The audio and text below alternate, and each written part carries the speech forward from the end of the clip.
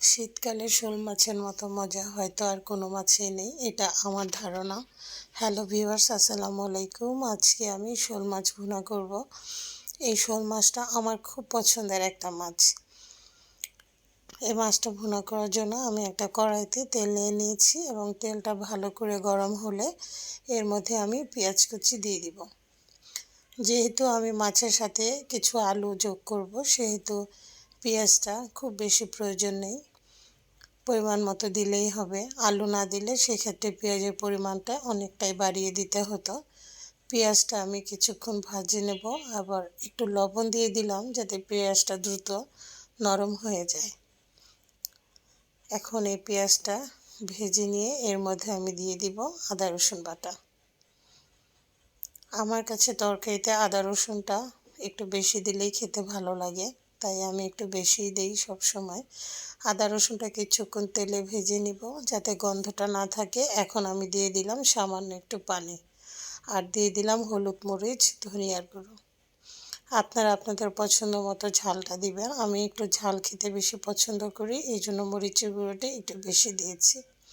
মশলাটা সুন্দর করে কষিয়ে এখানে আমি একটু জিরার গুঁড়ো দিয়ে দিলাম।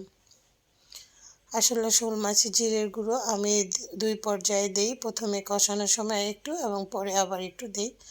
এখন আমি শোল মাছগুলো ছোট ছোট কিউব করে কেটে নিয়েছি।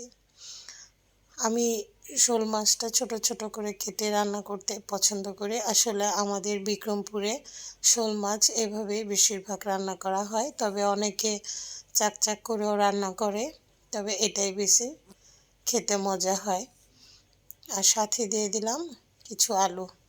অবশ্যই আলুর পরিমাণটা কম দিবেন, মাছের থেকে আলু বেশি হয়ে গেলে কিন্তু খেতে ভালো লাগবে না। আর আমি মাথাটাকে এখানে আস্তই রেখেছি, পরে মাথাটাকে ভেঙে দেওয়া হবে। আসলে মাছের মাথা কাটতে গেলে একটু শক্তির প্রয়োজন হয়, আর যেহেতু মাছটার মাথা সিদ্ধ হয়ে গেলে তখন একটু কিছু দিয়ে একটু চাপ দিলে এটা ভেঙে যায়, সেই ক্ষেত্রে আর কষ্ট করে কাটার প্রয়োজন নেই। এই জন্য আমি আস্তই এটা কষিয়ে নিচ্ছি। আমার মাছ এবং আলু সুন্দরভাবে কষানো হয়ে গিয়েছে, এখন আমি ঝোল দিয়ে দিলাম। যেহেতু এখানে আলু আছে, সিদ্ধ হওয়ার জন্য একটু ঝোলের প্রয়োজন। আমার এটা মোটামুটি বলক চলে আসছে। এখন একটু আলতোভাবে নেড়ে দিব আর দেখে নিচ্ছি যে আলুটা সিদ্ধ হয়েছে কিনা। আমার আলুটা আর একটু সিদ্ধ হবে। এখন আমি দিয়ে দিচ্ছি এর মধ্যে আমার কেটে রাখা টমেটো। আমার কাছে শোল মাছের মধ্যে টমেটো দিয়ে রান্না করলে খুব ভালো লাগে, আর সাথে যদি মটরশুঁটি দেওয়া যায় আলহামদুলিল্লাহ, তাহলে তো আরও বেশি মজার হয়।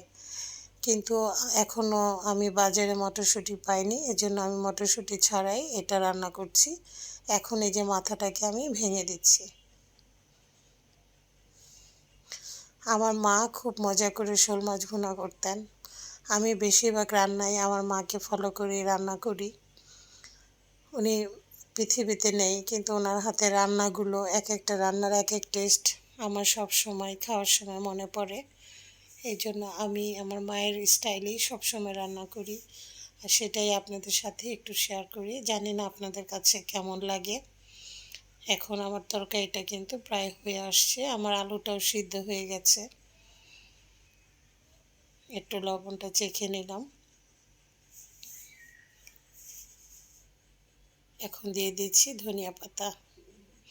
অবশ্যই চেষ্টা করবেন দেশি ধনিয়া পাতাটা দেওয়ার জন্য। অবশ্য এখন বাজারে কিন্তু আসলে দেশি ধনিয়া পাতাটা পাওয়াই যায় না, সব হাইব্রিড ধনিয়া পাতা, যেটাতে ঘ্রাণ অনেকটাই কম।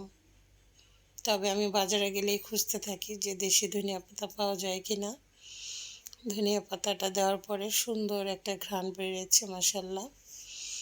এখন আমি দিয়ে দিচ্ছি আর একটু ভাজা জিরের গুঁড়ো। যেহেতু আমি মাছটা কষানোর সময় একটু ভাজা জিরের গুঁড়ো দিয়েছিলাম, সেই জন্য এখন আর একটু কম দিলাম। আমার রান্নাটা শেষ। দেখতে কেমন হয়েছে আমাকে কিন্তু কমেন্ট করে অবশ্যই জানাবেন। আলহামদুলিল্লাহ।